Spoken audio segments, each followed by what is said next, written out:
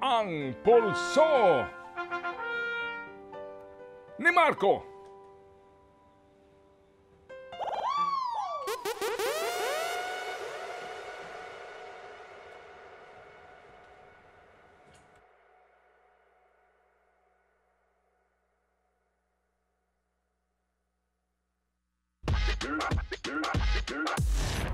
Uy, musta Chong? Musta Repa? Teka lang. Galing pa bang Netherlands yung music na yun? Bakit ang tagal bago lumabas? Ito talaga Repa eh. Okay, mga kababayan, eto na nga. At ako'y inaasahan ko na pag sinimulan ko ito, parang Erwin ay talagang hahabulin tayo na mga alam mo na kung sino at baka abangan nila tayo. Pero tandaan ninyo mga kapatid na ang karma ay hindi po yan delivery. Pero dadating po yan kahit pa sa Netherlands po yan galing ito na nga po nangyari ngayon. Ang sabi nagagalit itong mga supporters si Tatay Diggs kasi nga nangyari na po yung kanyang pag-aresto mga kapatid. O diba ay talaga naman parang teleserye ang eksena. Yung dating tapang at malasakit ay biglang naging luha at padasal ngayon. Nakakalungkot para sa aking mga dating kasamahan sa group chat. Nag-iiyakan po sila ngayon at sila po'y malungkot. Pero naalala nyo ba, noong mga panahon na napahirapan po si Senadora Leila de Lima, ay di ba'y nakulong ng ilang taon nang walang solidong ebidensya? Abay, tinadtad nga ng kung ano-anong harassment.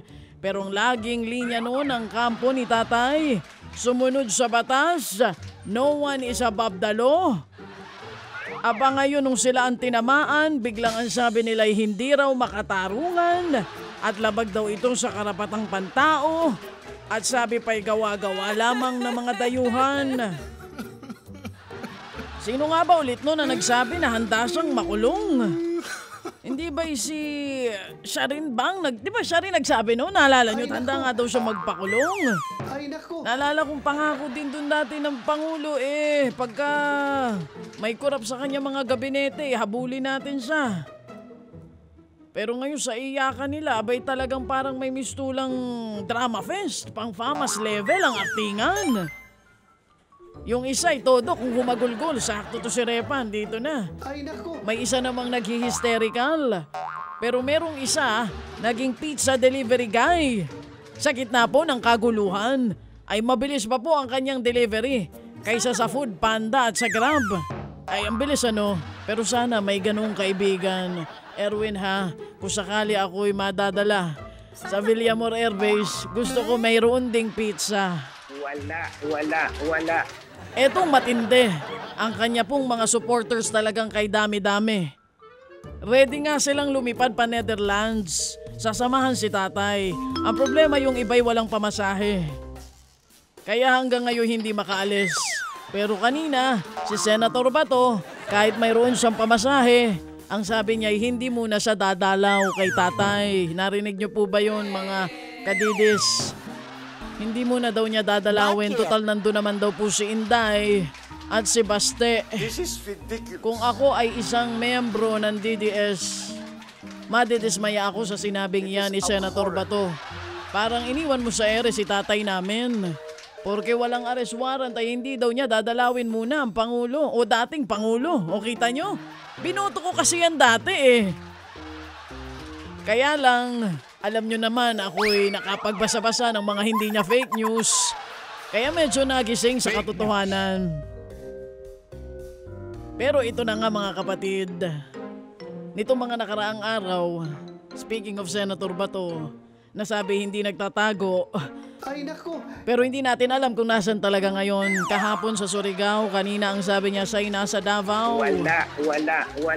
Ipapaalala ko lang ang sinabi noon ni Binoy ng idol po nating lahat na kapag ikinulong si Senator Bato, isama daw siya.